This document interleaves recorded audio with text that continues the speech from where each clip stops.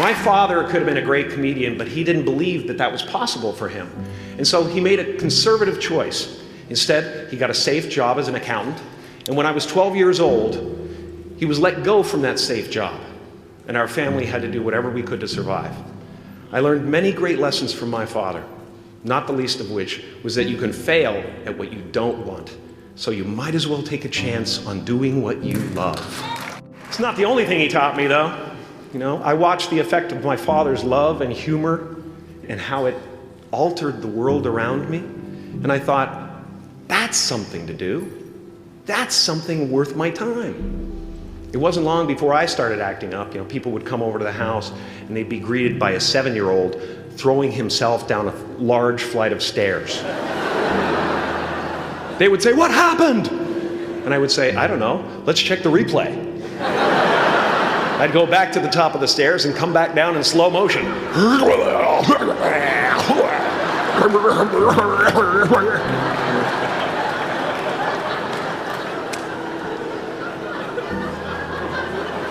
It was a very strange household.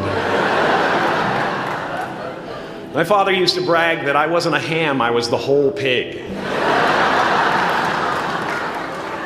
And he treated my talent as if it was his second chance. When I was about 28, after a decade as a professional comedian, I realized one night in LA that the purpose of my life had always been to free people from concern, just like my dad. And when I realized this, I dubbed my new devotion the Church of Freedom from Concern. The Church of FFC.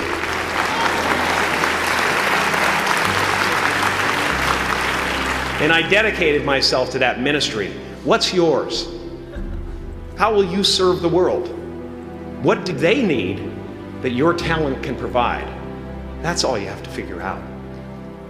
As someone who's done what you're about to go and do, I can tell you from experience, the effect you have on others is the most valuable currency there is. Because everything you gain in life will rot and fall apart, and all that will be left of you is what was in your heart. My choosing to free people from concern got me to the top of a mountain. Look where I am. Look what I get to do. Everywhere I go. I'm going to get emotional because when I tap into this, it really is extraordinary to me. I did something that made people present their best selves to me wherever I go. I've often said that I wished people could realize all their dreams and wealth and fame, and so that they could see that it's not where you're going to find your sense of completion. Like many of you, I was concerned about going out into the world and doing something bigger than myself, until someone smarter than myself made me realize that there is nothing bigger than myself. Because life doesn't happen to you, it happens for you. How do I know this? I don't, but I'm making sound, and that's the important thing. That's what I'm here to do. Sometimes I think that's the only thing that's important, really, you know? It's just letting each other know we're here, reminding each other that we're part of a larger self. Your job is not to figure out how it's going to happen for you, but to open the door in your head, and when the door opens in real life, just walk through it. And don't worry if you miss your cue, because there's always doors opening. They keep opening. And when I say life doesn't happen to you, it happens for you, I really don't know if that's true. I'm just making a conscious choice to perceive challenges as something beneficial so that I can deal with them in the most productive way. You'll come up with your own style. That's part of the fun. Oh, and why not take a chance on faith as well? Not religion, but faith. Not hope, but faith. I don't believe in hope. Hope is a beggar. Hope walks through the fire and faith leaps over it.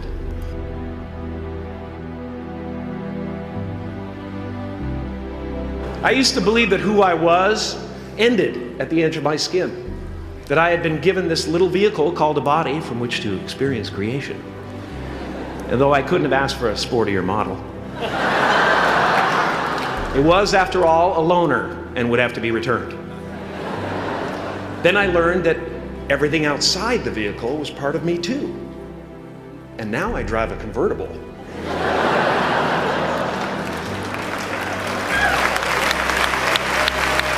Yeah, man. Top down, wind in my hair. Woo! I am elated and truly excited to be present and fully connected to you at this important moment in your journey. I hope you're ready to open the roof and take it all in. You are the vanguard of knowledge and consciousness, a new wave in a vast ocean of possibilities. On the other side of that door, there's a world starving for new ideas, new leadership. I've been out there for 30 years. She's a wildcat. Oh, she'll rub up against your leg and purr until you pick her up and start petting her, and then out of nowhere, she'll swat you in the face.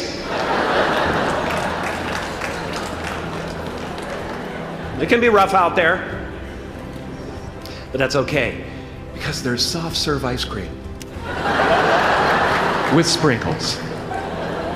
I guess that's what I'm really trying to say here today. Sometimes it's okay to eat your feelings. Now, fear is going to be a player in your life, but you get to decide how much. You can spend your whole life imagining ghosts, worrying about the pathway to the future, but all there will ever be is what's happening here, and the decisions we make in this moment, which are based in either love or fear. So many of us choose our path out of fear disguised as practicality. What we really want seems impossibly out of reach and ridiculous to expect, so we never dare to ask the universe for it. I'm saying I'm the proof that you can ask the universe for it. Please.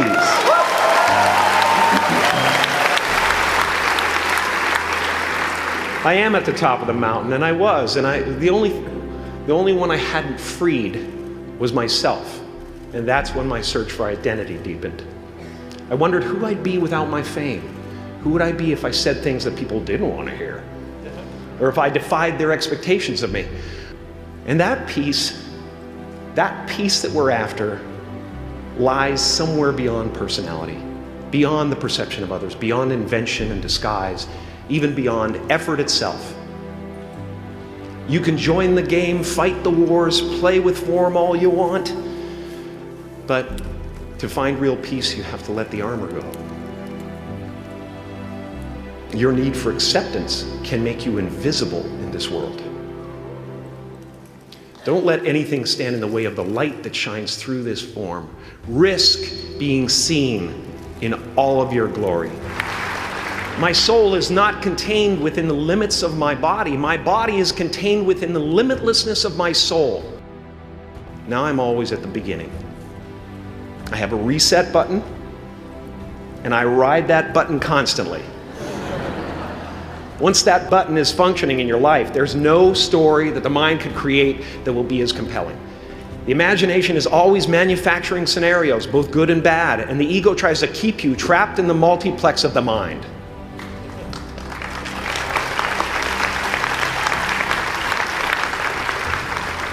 Our eyes are not viewers, they're also projectors that are running a second story over the picture that we see in front of us all the time. Fear is writing that script, and the working title is, I'll Never Be Enough.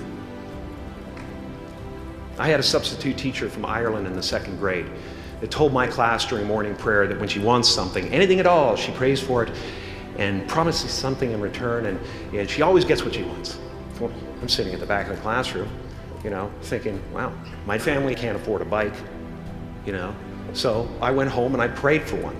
And I promised I would recite the rosary every night in exchange. Broke that promise. But 2 weeks later, I got home from school to find a brand new Mustang bike with a banana seat and Easy Rider handlebars. Yeah. From fool to cool. My family informed me that I had won the bike in a raffle that a friend of mine had entered my name in without my knowledge whatsoever. So that type of thing has been happening to me ever since. And as far as I can tell, it's just about letting the universe know what you want and working toward it while letting go of how it comes to pass. No matter what you gain, ego will not let you rest. It will tell you that you cannot stop until you've left an indelible mark on the earth, until you've achieved immortality.